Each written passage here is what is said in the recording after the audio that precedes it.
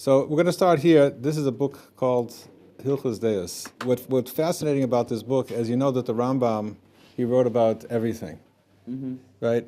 In the Shulchan Aruch, in the Code of Jewish Law we have today, so basically they deal with hands-on things, but what's applicable today. The Rambam wrote even about the Beis Hamikdash, about the temple, everything else. He also dealt with philosophy, and he dealt with, I would call, psychology here, which I found very fascinating here. So we'll see it inside. This is the first chapter of Hilchos Deus. So we'll see it inside. This is Aleph. So Deus habe yesh l'kol echad ve'echad mibnei adam. So there are many character traits, and I guess that's how he's translating the word Deus, as character traits. Many character traits that each person has.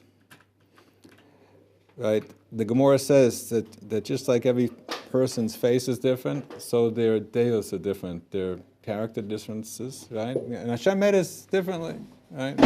We're not robots, and even though we have great people to look up to, but and they will find out in a few minutes why we consider these people perhaps great people, but we're all different, and God made us in that way so that we are different, and we're all unique, and there's no one person that is exactly the same as the other, which is that's why God wanted it to be that way, right? So, but there are many character traits that each person has, and one is different from the other, the extremes, right? And we know different types of people, different extremes. So I give example. Yesh Adam Shehu Bal Chama Kas Tamid. There's a person that's always angry, right? We know people like that. V'yesh Adam Shedas Al Miyusheves Alav. And there are people that are very calm. Yoshev is like sitting. Yeah, people. Ve'enu Ko'es Klan. He doesn't get mad at all. Sometimes you feel like you have to blow him. You have to blow him up or something just to wake him up. Shake him a little bit. Ve'im Kaas. And if he does get angry, Yichas Kaas Ma'at.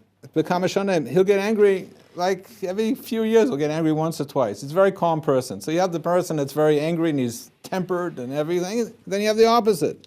And we know people like that, right? Another example. He says, V'yesh Adam Shehu Ga'ava Lev Biyosa is a person that has a very hardened heart. He very, thinks greatly about himself, right?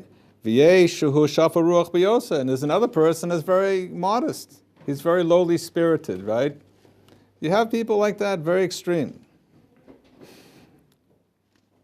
Now here's another example. Yeshuhu Ba'al Taiva, and is a person that has great physical desires. Lo Yisba Nafsho, Maholech Betavos, and he's never filled up with his physical desires. Okay, so we know people like that. V'yeshuhu Baal Leiv Tar, and there's another person that has a very pure heart, right? Very pure heart. He doesn't have desires. He doesn't have challenges so much in the physicality, right? That's what he says. V'yeshuhu Baal Leiv Tar. He has a pure heart. Ma'od. V'liyataba filu devarim mu'atim shaguf tzurina. He doesn't even have desires for the things that the body normally wants. You have people like that. They don't take care of themselves. They're just like out of this world. So you have like the absent-minded professor. He doesn't know if he ate today. He's wearing red and blue shoes. He doesn't know which one goes with which, right? So you have that. That's another extreme. V'yesh Baal Rachava Shelo Yizba Nafsho Mikomam Be'olam. And there are people that have very wide desires, and all the money in the world will not satisfy him. And here we're going to bring a pasuk. There's a sentence actually that backs this up from Solomon. Ginin Shenema, it's written in this topic, Ohev Kesef Lo Yizbeh Kesef. Who knows the translation of that? Anybody? Love money. Ohev. Ohev means to love. Kesef. Lo Yizbeh Kesef. Kesef will not fill him, right? What did you say?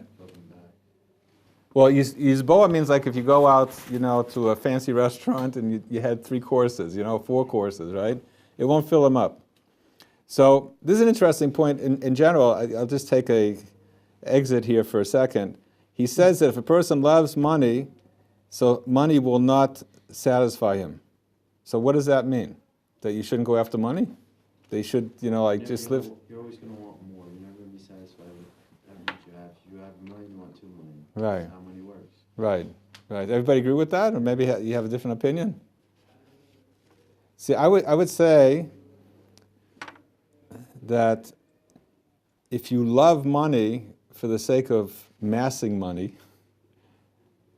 so then, no matter how much you have, will never satisfy, because we basically have physical needs that God, again, put into every person.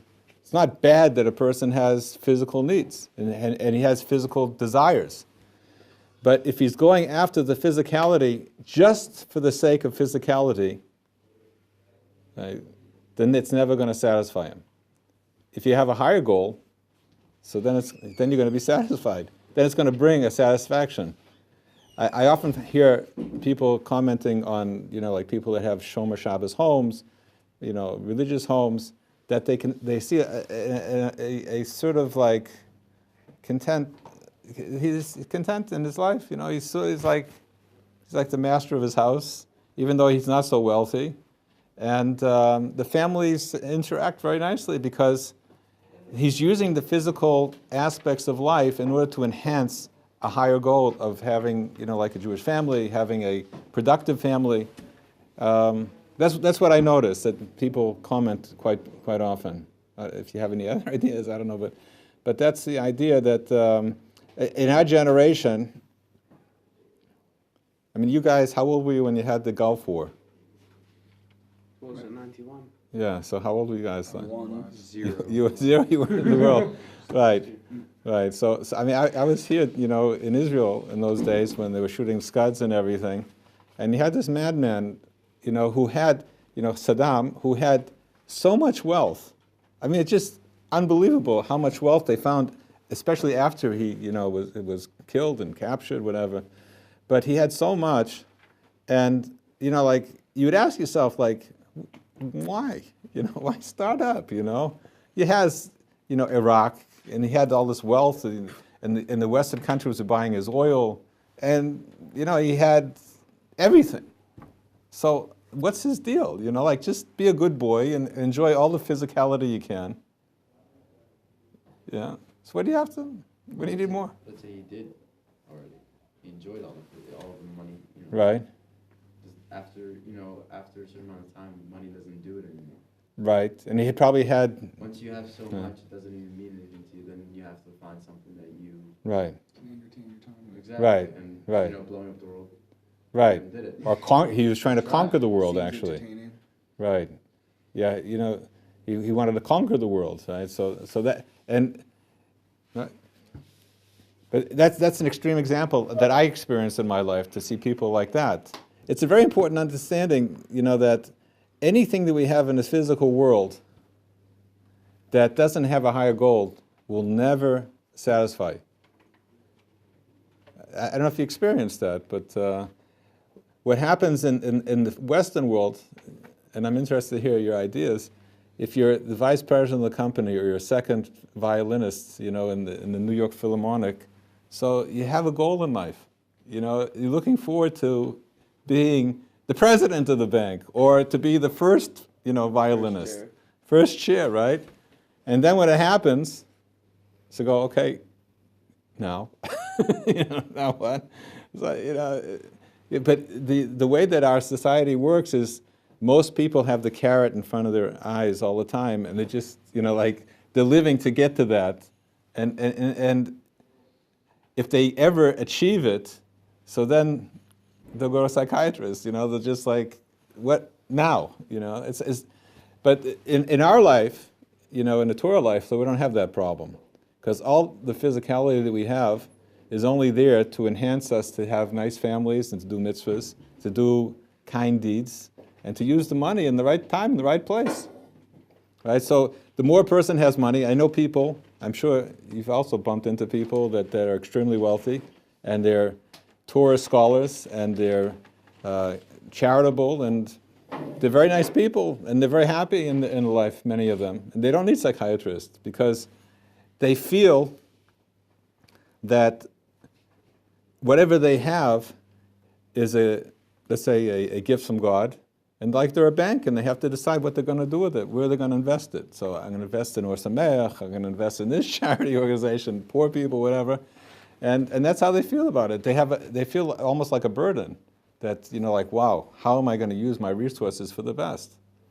So if a person has that type of a situation in life, so then whatever he has, he's going to get satisfaction out of it, and he won't have this problem that Shlomo brought up of King Solomon, that Ohev Kesef lo yisba kesef, because the more a person has in money, so he'll be more satisfied because he's channeling it for the right way. See? I once met somebody that just got a new Lexus. So he got a Lexus, so he said, Rabbi, I want you to see my Lexus. So he asked me, what do I have? So I had an 85 Peugeot. So I said, it gets me to the yeshiva, Says, when I go around corners, I don't have to step on the brake, it has a computer chip in it that, you don't even feel going around. So I said, okay, how much extra did that cost you, because you had that toy, he told me, tens of thousands, I don't know how much it costs for extra. So I said, I can just step on the brake, I can deal with it, So, but the interesting story of this was that I saw the car, and it was, with the wooden steering wheel and the dashboard and the leather seats and the whole thing. So you know what he told me? He said, if you think this is amazing, next year's model, I heard, is going to be really great. Right? So this guy worked so hard to get his Lexus. He saved up money and everything because his father has one and his brother-in-law has one, and he got it, right? So what does he need it for? He wants to, because I have one also. I have a Lexus because he has one and everything, and I want people to see that I'm driving on the Lexus. Right? So after that rush finishes, after, I don't know, a week or two, so now he's thinking, well, next year's is going to be much better because it didn't do it for me, So maybe next year's model is going to that's really going to, and it's never going to happen. It's never, he can get whatever he wants, Right? So, but you have people like that. Maybe we're also like that somewhat, it's something to learn. But then you have the other person. This is the first wide line here. And there are people that are satisfied just with a little bit. Even in that small amount that doesn't even take care of his needs. He won't even go after, he won't even make attempts to go after what his needs are. So you have all these strange characters that are possible in people, and sometimes you find that people have these, we would call them eccentric a little bit, if they're very, extreme. But there are these character traits. We have them in ourselves. Sometimes we're more extreme, less extreme. And it's interesting to realize that, they exist, and we should think about, we're holding in this. He goes just one more line. And there are people that even starve themselves. They found somebody in Iran, I read this recently, who had a suitcase. He was living on the streets, and they found he passed away. He was a homeless guy. Opened up a suitcase, found millions of dollars. The guy wouldn't spend money on himself. He had the suitcase, carried it around with him, millions of dollars. They don't know who he was, where he got it from, whatever. He was an older man, and he wouldn't spend money on himself. It's a sickness. You have people, they won't spend any money on themselves. The kobetz al yodav, and he just holds back his hands. Ve'enu ochel pruta mishol, he'll never eat. The guy that's a rich guy in the yeshiva, and he bumps off cigarettes from everybody. What's going on with you? Why he asks me for cigarettes? So well, he just can't spend money. Right? Ve'enu ochel pruta mishlo, ela b'tzar gadol. Only if he has a great amount of pain. V'yeshu mabid et mamono. So the person that will blow all his money, right? Just go out and just spend whatever he had. And nowadays you can do that, right? V'altakam elo shakol adeos. And on that road, you have all the other character traits. You have all the extremes from left to right. Okay, now, how do we determine how to help ourselves in these cases. Because let's say we find these character traits, and we're all different. Like I said at the beginning, that the Gemara says that just like everybody's face is different, so too our deos, that's characters are different. We'll see in a moment that he says being extreme in anything is not good, and there's a theme of the golden way that you should try and be in the middle, right? But if we let's say, if we check ourselves out and we think deeply, we meditate about ourselves, this is like a Musa idea of trying to figure out our characters. So how do we remedy these situations? This is something that Maimonides also speaks about. So step number one, we have to figure out who we really are and what baggage do we have. You see, so let's say we have different character traits. So where'd they come from? What do you guys think? Where'd they come from? Where these character traits came from? Now, there are some people that think, let's say, that they're all like environmental. Does environment cause people to be, like different, different personalities? Causes, if you have twins who are raised in separate houses, they'll come out very different. Environment. So To some degree. To some degree. And It's nature right. and nurture. It's not one versus Right. the other. It's both. Right. And what about?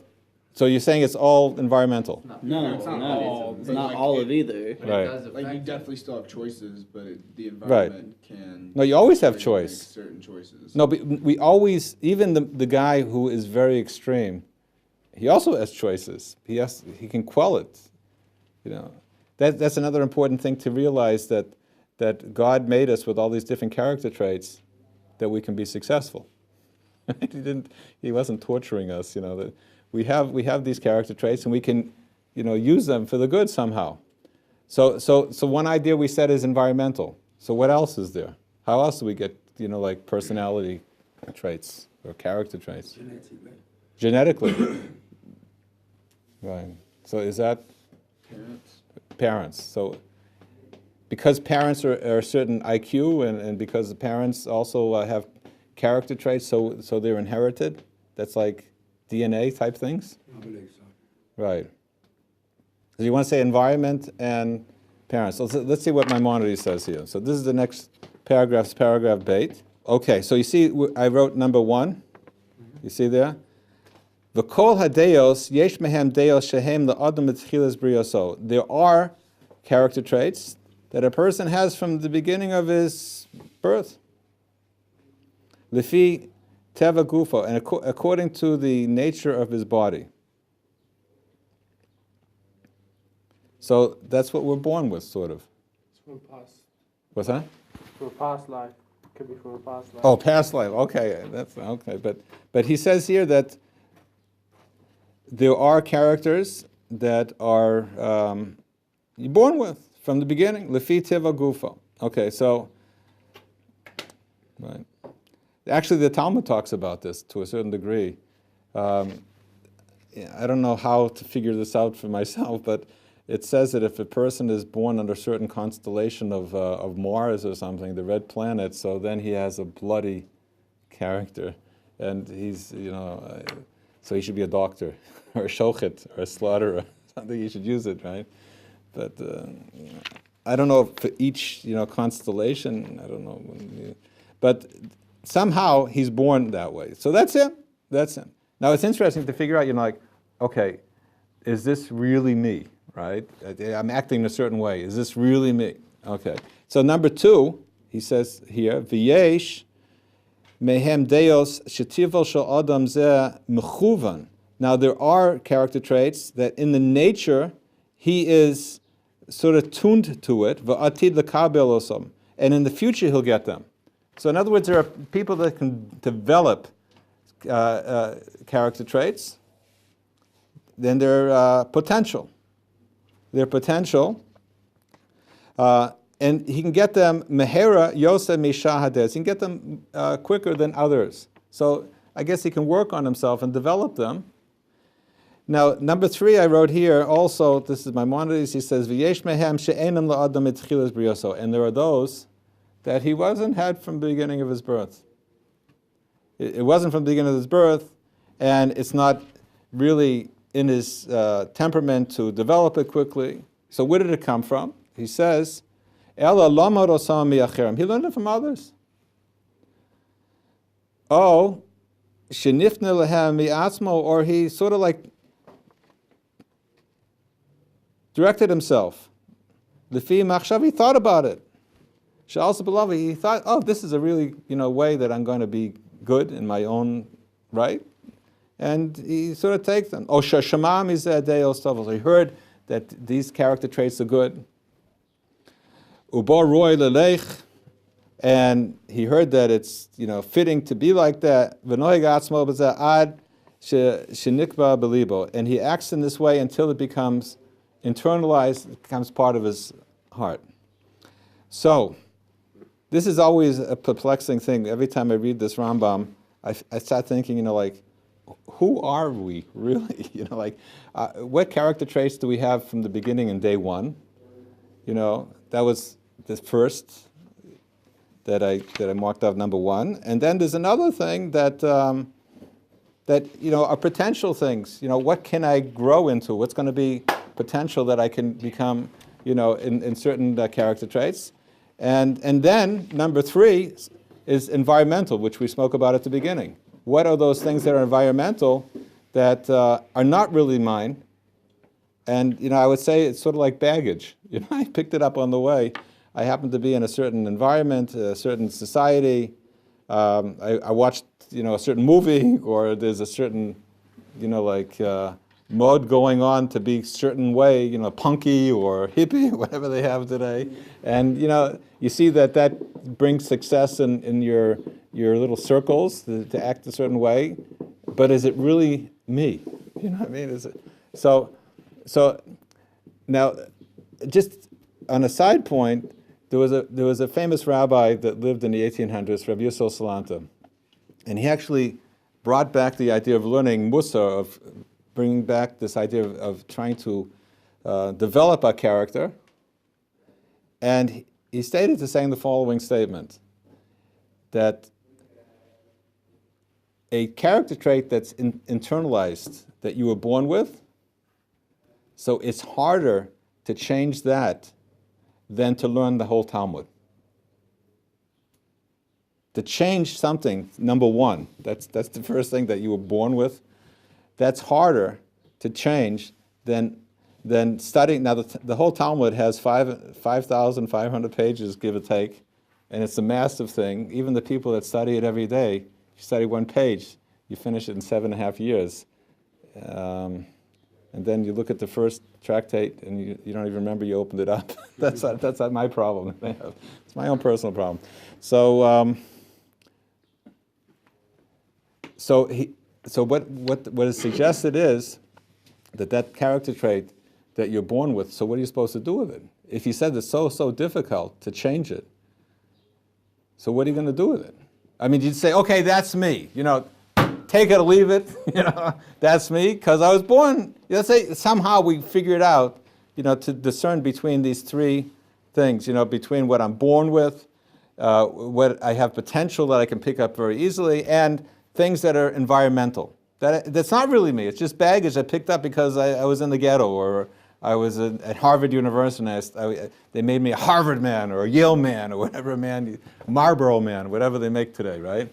So, are we going to just say, well, that's me, and that's the end of it?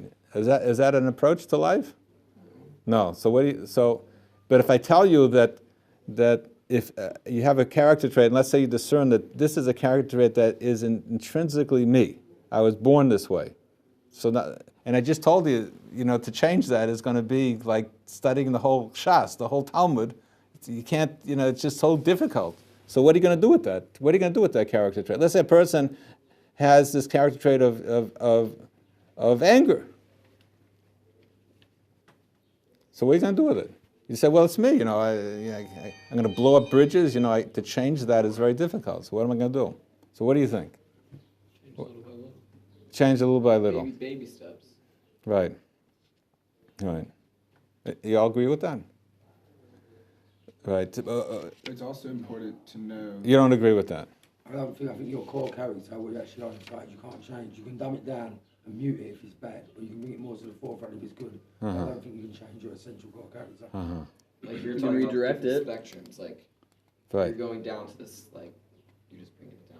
You say, can say you're a really generous person, you can't have giving things away or spending your money. Right. You can tone it down a bit, but you can never change it. If you're a really mean Right. person by your actual nature, you can never really change Right. it.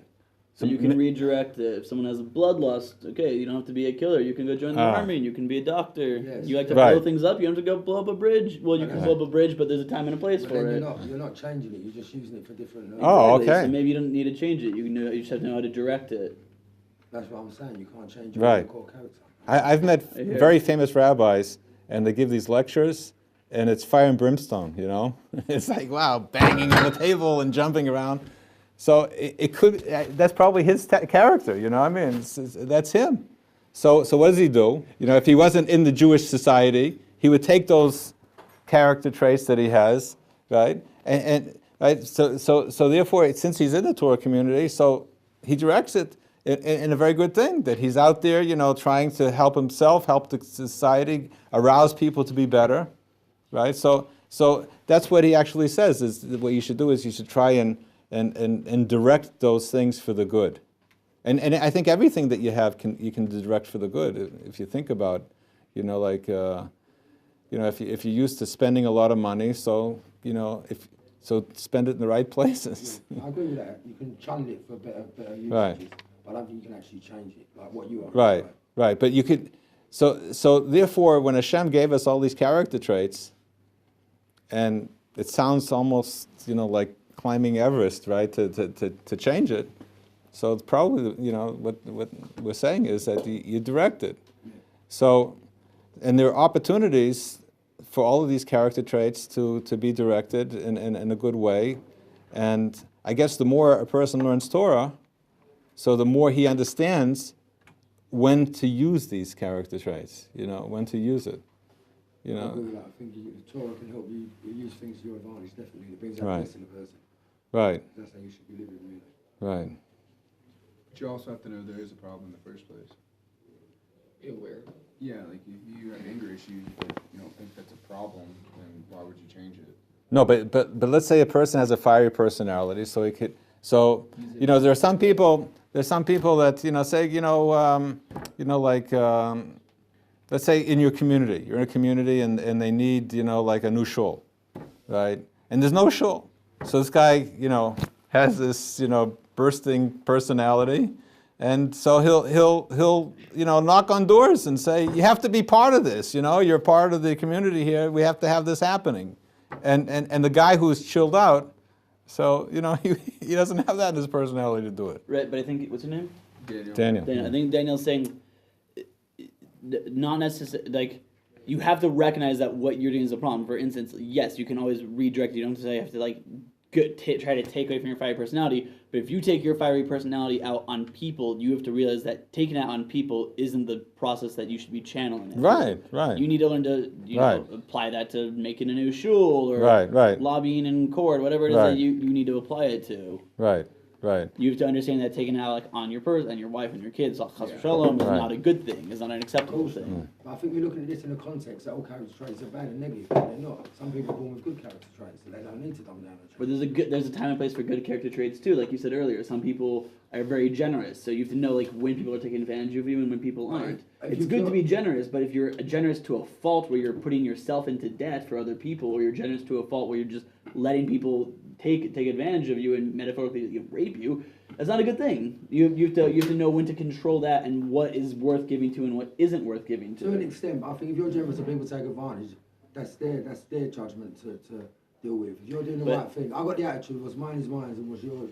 What's mine is yours and what's yours is yours. That's my attitude. But there's we heard a story that like if someone that's really not, I guess like some people when they get sick, they sometimes want to be taken care of and some people want to be left alone. If a person wants to be left alone and you're making like chicken soup for them and you cook it for like 3 hours and you go to their door like, hey, I brought you some chicken soup, but he didn't want it, but he's gonna take it just because like the other person's like being like so generous, like, oh, I spent like 3 hours on this, please just take it, and then like You know, like that's in a sense being over generous. But I think that's like, Or even to- having humility and taking other But you're saying that generosity is always good.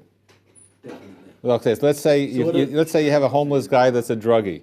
Pardon? You have a homeless drug addict, Yeah, but that's not. and he comes. No, but you're a generous guy, and you give him, $10. But you'd be foolish to give it to a drug addict. You have to have the brains to know what's. Okay, no, but Exactly. you, It's the way directed. I agree with you. Okay. I agree with you. right. An example I always use is if you're not careful where you put your money, if you just give your money out to anybody, who says that you're not helping to fund terrorism? No, You know? no, I wouldn't. Hezbollah comes to you, they say, oh Right. yeah, we need some money. You're not looking at who it is. You're just like, oh yeah, guy needs money. Here it is. Going back to drug and alcohol thing, many a time I've given them, but when they ask me, I say, be honest with me. What do you want the money for? Don't say it's for food if it's not for food. Be honest. What do you want it for? And if they say they want it for alcohol, I'll give them the money because they're being honest. You know?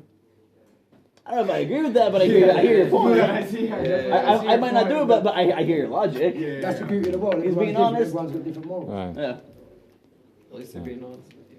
Yeah, that's all. Yeah, you're concerned about the honesty. I'm gonna be a little more concerned about the No, but honesty. if you would take if you look at your finances, the money that you have, and you would look at it like you're a bank, right? And you wanted to figure out where you want to invest that. So maybe you wouldn't give it to this guy that wants to be a bigger alcoholic. You're killing the guy. But I give to good causes as well. I give so much to tzedakah. I should have been Right. rich by now, really, in life. But I've given so much I Right. can spend everything. I'm like you said, I'm a compulsive spender. Right. But if you give the $10 to that guy who's only gonna use it on alcohol, that's $10 you can't give to somebody who's gonna use it for a homeless child. When the next time comes, Right. it swings and roundabouts. It'll probably be for Right. Right. Okay. Right. But there is a case where you could be over generous. Like you can overdose on everything. Good to put it. Right. So here in paragraph Gimel, he just goes on a little further. So stay kvotza rocha zu v'zu b'kol dea v'dea. All of the extremes that are, let's say, equally distant from each other, einim derech tova. They are not a good way. So to be, like very extreme, it's not good. Ve'in roi lo la'adam l'leches b'hem, and it's not fitting for a person to go in. V'lo le'lamdan latzman. He shouldn't teach to himself to be that way. Right, so that's ve'im matzah b'tivo nota le'echad mehem, and he finds that he has some leaning in his character that he's toward that. O muchan le'achat mehem, or he finds something in his character that is more prone to that. O shekva lamad achat mehem, or he already learned one of them. V'noeg bo. And he already acts that way. So what should he do? He should turn himself to the good. And he should go in the good way, which is very easy to say. Right? And that is the straight way. So he goes on a little bit more and he explains that whatever is middle. Now, you see, one of the problems that we have when we're living in Western society, so we say, well, we want to be normal, right? Everybody wants to be normal. You want to be one of the guys. You want to be able to, swim in society. So you want to be normal. I mean, I think most people want to be like that, unless they're strange. But they want to get along with people. They want to be accepted by society. So that's a challenge to Judaism, because who sets the standard to say what's normal, right?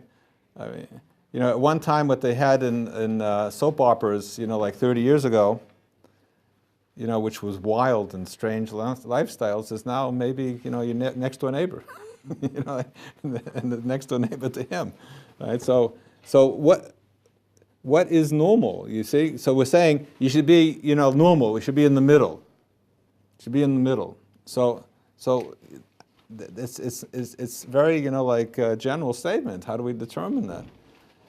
So what I found for myself is that it's very important that we connect with a good society, right? Connect with a good Jewish community wherever you end up in the world. And if we're normal in that society, hopefully that's what God wants us to be like. It's based on Torah philosophy, Torah ethics, and Torah, practices and lifestyle. And also, besides being in a Torah environment, so if you have somebody who is looked upon as a great tzaddik, he could be a rav, he could be an individual in the community, he could, whatever he does in life, right? But he's recognized in that way. So then you have an image. Yeah, I was one of the students, right? And these pictures. I think it was you, right? We were talking. Why do Jewish people? Yeah, why do you have pictures? It's sort of like you said it was like idol worship or weirdness, right? So if you know these people, or if you read their books, or you heard about what they're doing, when you look at their picture, so you go, wow, like I'm so far away from who he is. Especially with great rabbis that I've met and I knew, thank God I've had situations where I was around them and I saw them acting in different situations. So like you think about them, or you go, wow, like I have so far to go, and you sort of like straighten yourself out. But if you can have a living relationship with somebody in that situation, so that also helps you. It's like remembering. Right. Pictures for remembering. Right. And also, there's a goal. You see, it reminds us of our goal, which is very important. And you can pick up a lot.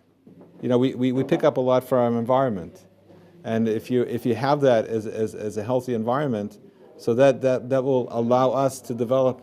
But each person is going to be different. See, that's very important that we always remember that Hashem gave each one of us our character traits, and He wanted us to be different. So in order to be let's say, a successful Torah Jew, it doesn't mean that we're all going to be the same. But we're all shooting maybe for the same goal. We're trying to get a standard which is there, and then with our individual personalities, our unique personalities, will hopefully attain that in our own way.